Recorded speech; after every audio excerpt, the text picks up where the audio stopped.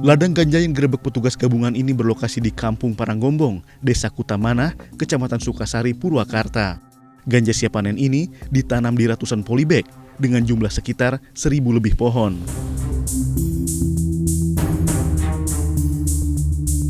Saat ini, ganja tersebut telah dievakuasi ke Yogyakarta sebagai barang bukti.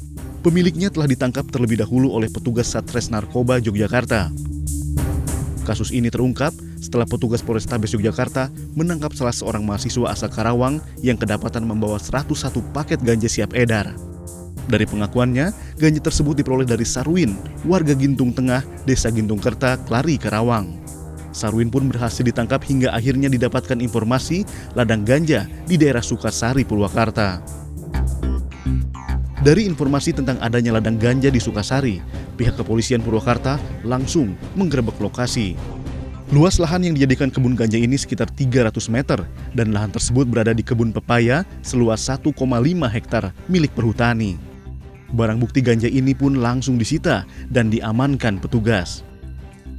Tempat lahan itu bukan di tempat terbuka yang mudah dijangkau, tapi di tanah di pegunungan, di daerah tanah perhutani yang memang jarang dijamah orang.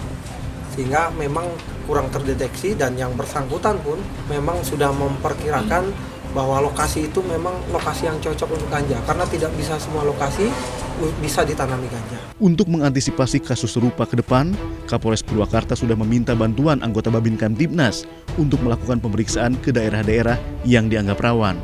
Kasus ladang ganja ini ditangani petugas Satres Narkoba Polrestabes Yogyakarta.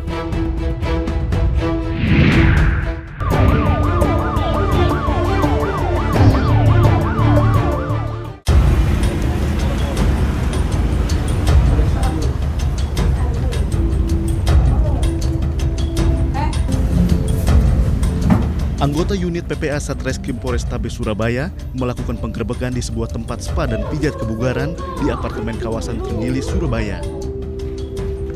Saat digerebek, salah satu terapis yang berada di dalam kamar tertangkap petugas sedang melayani lelaki hidung belang dengan layanan plus. Petugas PPA Surabaya berhasil mengamankan 6 orang terapis, 2 diantaranya masih di bawah umur.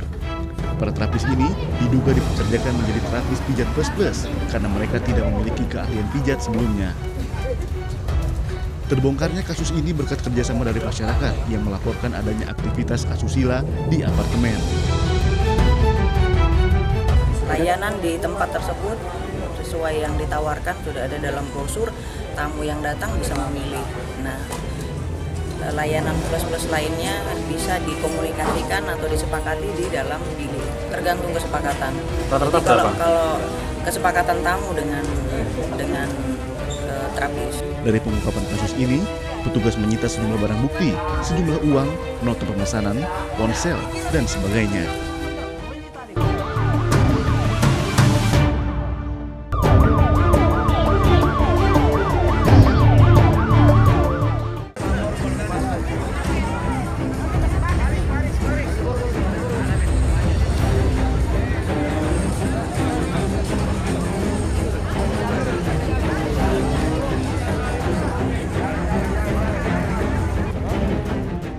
Seorang pencopet warga Jalan Nuri, Makassar, tertangkap dengan mengambil telepon genggam seorang pengunjung di malam puncak perayaan Imlek Cap Gome di Jalan Sulawesi, Makassar.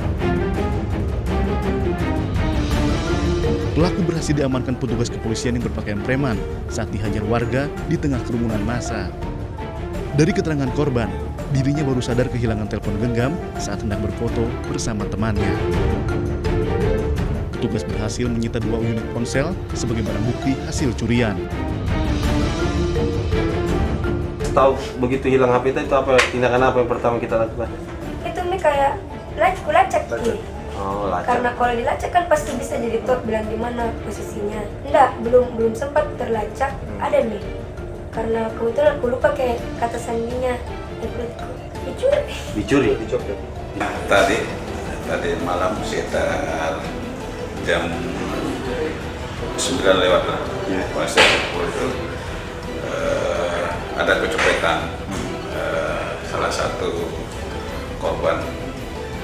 Jadi pada saat korbannya mencari HP-nya, karena merek iPhone mudah dilacak. Tiba-tiba TSK ini melintas. Melintas itu mungkin bisa dilacak, akhirnya ditemukan HP tersebut di dalam tas warna hitam. Atas perbuatannya, pelaku dijerat pasal 363 KUHP tentang pencurian dengan ancaman hukuman 5 tahun penjara.